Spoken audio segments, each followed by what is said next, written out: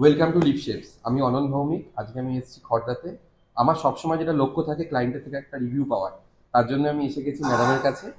তো আমি চাই ম্যাডাম, আপনার এই কাজটা আমরা করলাম, আপনি কিছু আমাদের দর্শককে আপনার তরফ থেকে একটা রিভিউ দিন, কি আপনার কাজটা করে আমাদের সাথে কেমন লেগেছে। ওকে, আমার নাম মৌ চক্রবর্তী। আমি শান্তিনগর রোডের একটা খড়দার একটা ফ্ল্যাটে থাকি, 4 BHK অ্যাপার্টমেন্ট। আমি লোকাল কার্পেন্টারকে দিয়ে আমার বাড়ির ইন্টেরিয়ারের কাজ করানো প্রথম শুরু করি। তো তারা আমার ছেলের স্টাডি রুমটা করার পরে আমার সেটা পছন্দ হয়নি। ওরা যে ফিনিশিংটা করেছে সেটা যেগুলো হয় ভীষণ ধারালো, এবং সেটা ব্যবহারিক ক্ষেত্রে ভীষণ প্রবলেম হচ্ছে, হাত কেটে যায় ইত্যাদি ইত্যাদি।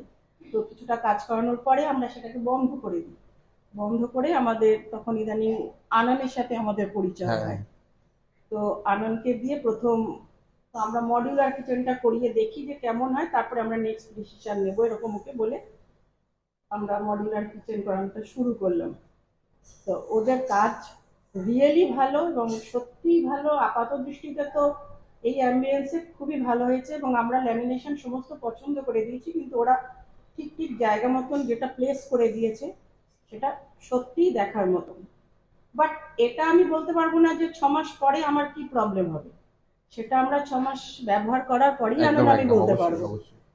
দেখতে সত্যিই ভালো হয়েছে, এবং এটা করার পরে আমি মডুলার কিচেনটা এতটাই ভালো হয়েছে, আমি দু একটা ছেলের ঘরের আরো কয়েকটা জিনিস ওদেরকে দিয়ে করিয়েছি, এবং আগামী দিনে চাই যে ওরাই আমার ঘরের আরো যা যা কাজ বাকি রয়েছে, ইন্টেরিয়ারের কাজ সেরকম কিছু করানো হয়নি, প্যানেলিং করানো বা আরো ঘরে ওয়ার্ড্রোব করবো এরকম চিন্তা ভাবনা আছে।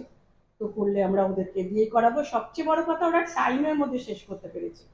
আমার লোকাল কার্পেন্টার যেটা একটা স্টাডি রুম করতে ওরা 3 মাস লাগিয়ে দিয়েছে, ছোট্ট হয়তো 10 বাই 5 স্টাডি রুমে, সেখানে ওরা প্রায়, ওটা কত কত স্কোয়ার ফুট হবে এটা মোটামুটি, ম্যাডাম 300 স্কোয়ার ফিট, 300 400। 300 400 তো হবেই। সেটা ওরা খুব বেশি হলে 1.5 মাসের মধ্যে আমাকে পুরো কমপ্লিট দিয়েছে। 45 ডেজ। 45 ডেজে ওরা আমাকে কমপ্লিট দিয়েছে, যেটা আমি সত্যি আশা করতে পারিনি।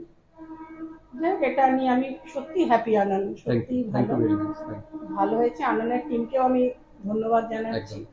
এবং পরবর্তীকালে ওকে দিয়ে আমি কাজটা করাবো। এটা আর কিছু আমার বলার নেই। Thank you.